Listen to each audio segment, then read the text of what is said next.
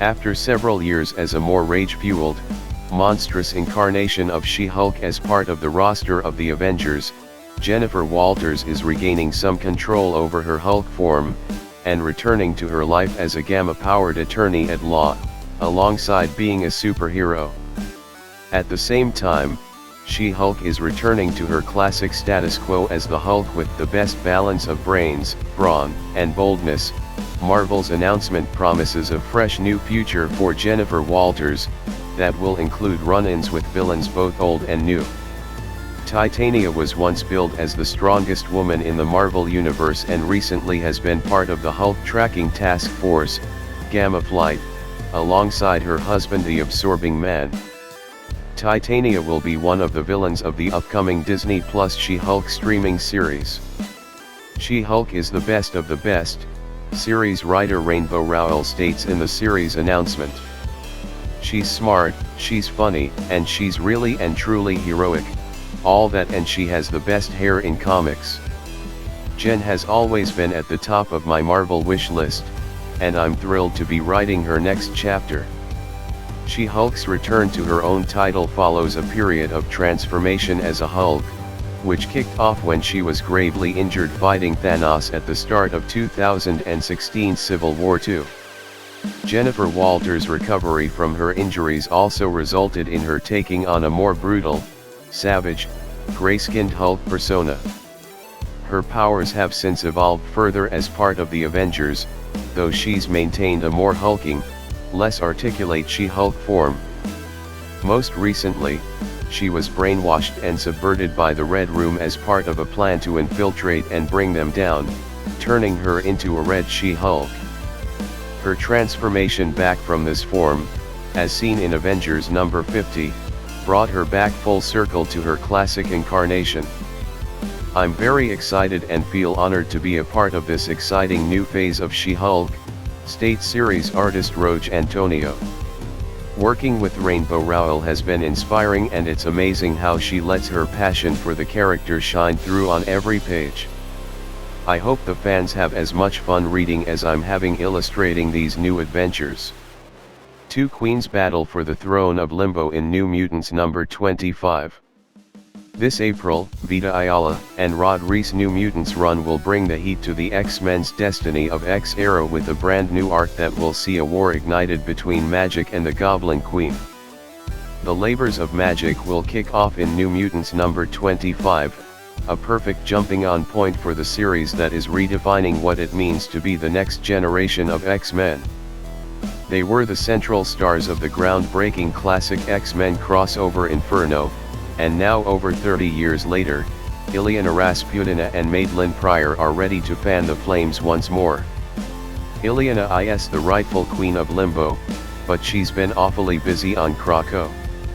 And now that Maddie's back in action, she's determined to sit on the throne that was once promised to her. Who will you bow down to? I Am Batman number 6. The beginning of a new story arc beginning February 8 that relocates Jace Fox's Dark Knight from Gotham to the Big Apple in New York. Award-winning screenwriter John Ridley and artist Ken Lashley will help the Fox family regroup after the strenuous events of the Joker War and Fear State, while also helping to establish Jace Fox as Batman away from the large shadow, Bat symbol, cast by Bruce Wayne and the rest of the Bat family. Ironically, Bruce Wayne's Batman is also missing from Gotham, with the new creative team of writer Joshua Williamson and artist Jorge Molina reintroducing Batman Inc. But as far as I Am Batman is concerned, the preview pages for issue number 6 show Jace fighting crime with the lower half of his cowl exposed, letting the world know he's a black man. He also takes down one criminal suspect with a wrist grappling cord while he's trying to escape. I'm incredibly excited about charting this new direction for Jace and the Fox family, Ridley said when DC first announced the next Batman was on the move to New York. This new setting is a great opportunity to do some really creative world building and give Jace his own allies, adversaries, and challenges that will continue to shape and define him as his own character under the cape and cowl. Official description for I Am Batman number 6. From the Joker War to Fear State, happenings in Gotham City have left deep scars on the Fox family. From Lucius Fox Joker toxin infection at the hands of Punchline during the Joker War, to Tanya Fox aligning with Mayor Christopher Nakano and the Magistrate Initiative, to the tragedy that put Tamara Fox in a coma, Jace Fox has been in the trenches, fighting for his family and the soul of the city as Batman. After all the chaos the Fox family has endured, no doubt that a change of scenery would benefit everyone involved, especially with Jace's sister Tamara needing intensive therapy to overcome the trauma injuries she sustained. With one Batman being more than enough for Gotham, Jace decides it's time to pull up stakes and accompany his mother and sisters in their move to New York and continue the legacy of Batman in the Big Apple. Detective Comics number 1049. Writer Mariko Tamaki's 3-month 12-part Detective Comics Shadows of the Bat weekly story arc that began in January 4's Detective Comics number 1047 continues in January 18's Detective Comics number 1049. The full Shadows of the Bat event features the members of the Bat family dealing with the Gotham City crisis without family patriarch Batman, and involves the gaping hole the destroyed Arkham Asylum leaves in the city, as well as the ensuing attempt to replace it with Arkham Tower headed by the mysterious, cruel, and conniving Dr. Ware that ends up going horribly awry. January's Detective Comics number 1047-1050 are drawn by Reese and Mickey. February's Detective Comics number 1051-1054 are drawn by Max Raynor. March's final 4 chapters, Detective Comics number 1055-1058, are drawn by Eamon K. Nawelpan. All issues also include a chapter of a 12-part backup story House of Gotham by Matthew Rosenberg and Fernando Blanco, which is told through the eyes of a boy whose life was changed by the Joker one night early in Batman's career. Official description for Detective Comics number 1049. When Huntress elected to go undercover in Arkham Tower, it was to investigate a place of healing that seemed too good to be true. But what happens when Helena Bertinelli really does need some healing? With Nightwing and Batwoman also on the inside, what began as an undercover mission has turned into a rescue operation as the mysteries of Dr. Ware's Arkham Tower begin to unravel. Then, in House of Gotham Part 3, the young boy rescued by Batman has begun his course of treatment at Arkham, so why are the only people showing him kindness those whom the law asserts are criminals? It's a cycle of violence the Dark Knight has no answer for as Gotham's most vulnerable struggle to keep their heads above water. Selina Kyle's been on quite a ride since nearly marrying Bruce Wayne, spending time in sunny Villa Hermosa before setting a stake in Alleytown, the blue-collar borough that seemed to draw far too much attention from all the wrong people. However, Selina's always been a Gotham girl at heart, and with next week's Catwoman number 39, she's returning to the iconic city, and to its even more infamous underworld. The debut chapter written and drawn by Catwoman's stylish new creative team of Tini Howard and Nico Leon, issue number 39 shakes up Selina's status quo, returning her to the world of glamour and crime in which she thrives. Declaring war on Gotham's powerful mob bosses, Selina seeks out help from an old and potentially dangerous flame, while finding herself entwined with a charismatic masked man named Valmont, who claims to represent a collective of thieves. Of course, after leaving her strays in Alleytown, Selina would prefer to fly solo, but is it possible the key to winning her war against the crime families may be found within Valmont's intriguing offer? Catwoman number 39 kickstarts an exciting new era for Selina that will reward longtime Catwoman readers while offering a perfect starting point for people new to the book and Selina's rich world. Official description for Catwoman number 39. Meow. Catwoman is bored of Alleytown and has returned to Gotham City proper for bigger fish to fry and to go back to doing what she does best, stealing crime boss secrets for blackmail and looking damn sexy while doing it, of course.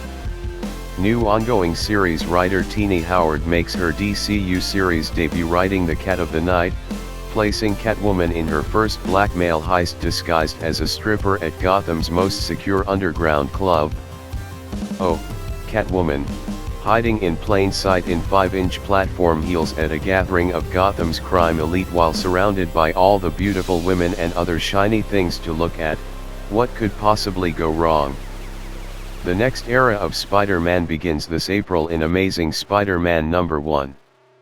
This year marks the 60th anniversary of Spider-Man, and Marvel Comics is proud to celebrate its most iconic hero with a new volume of Amazing Spider-Man brought to life by two acclaimed comic book talents. His Shed storyline is considered one of the best Spider-Man stories of all time. His bold work on New Warriors laid the groundwork for Civil War, and he's currently making waves within the Spidey mythos in Amazing Spider-Man's current Beyond era. Now hit writer Z.E.B. Wells is ready to begin a new age at the helm of one of Marvel's all-time great comic book series. Wells will be joined on Amazing Spider-Man by none other than the legend himself, John Romita Jr. The definitive Amazing Spider-Man artist made his grand return to Marvel Comics last year specifically for this run and is back to bring Spider-Man's world to the page with his singular, unmatched finesse. Arriving in April, Wells and Romita Jr.'s run will house all the classic elements fans love about Peter Parker, surprising new takes on your favorite Spider-Man foes, and the answer to the question that will be on everyone's mind: what did Spider-Man do? Peter's on the outs with the FF. He's on the outs with the Avengers. He's even on the outs with Aunt May. After a terrible and mysterious incident, no one wants to see Spider-Man, except for Dr. Octopus. Ox on Spider-Man's tail, and the Master Planner has something truly terrible planned for when he gets his tentacles on Spidey. All that, and Tombstone makes a move that will remind readers why he's one of Spider-Man's most terrifying villains. Spider-Man doesn't turn 60 every year, says Spider editor Nick Lowe, and we are going big with this run, cramming it with the biggest WTF moments Spidey has ever had. ZEB and JRJR will go down in history as one of the best creative teams ever. Here's what John Romita Jr. had to say about his own personal history with the character and what excites him most about the upcoming run. Ever since my father told my brother and me that Spider-Man lived close to our home in Queens, NYC, we were hooked. We talked Spider-Man on long drives to family get-togethers, and it was as if we had an extra family member. As luck would have it, my brother Vic had the brains and went in another direction, while I had a little bit of art in me. As luck would also have it, I was able to watch the greatest Spider-Man artist, my father, John, work with the greatest Spider-Man writer, Stan Lee, on the greatest character of all time. Fortunately, after joining the comic book universe, I was given a chance to work on this great character, the Amazing Spider-Man. I was terrified. How do I follow my father? How do I follow any of the previous Spidey artists? I had no idea, but I stuck it out and got lucky. The subsequent runs were much less terrifying, and became more and more fun. There was one particular run that was incredibly fun, but also incredibly important to me. The 9/11 issue may well be with me for as long as I live. One commonality with all the runs was working with the brilliant writers and artists. Again, luck. To take being lucky to another level, Marvel has allowed me to get back to work on this amazing character, and work with another brilliant writer, Z.E.B. Wells. The stories are stunning, and I am reading the scripts with a grin and wonderment, then wondering how the heck to do them justice. Well, fortunately, I have a close friend and brilliant artist to help me do that. Scott Hanna and I have worked on this character before, and Scott is still a brilliant artist who will continue to be brilliant, lucky for me and anyone who looks at the art. Adding to Scott and myself is the third artist, the color artist, Marcio Minas. It's difficult to describe how wonderful his work is, so to save space and everyone's patience, I'll let it speak for itself. It's stunning.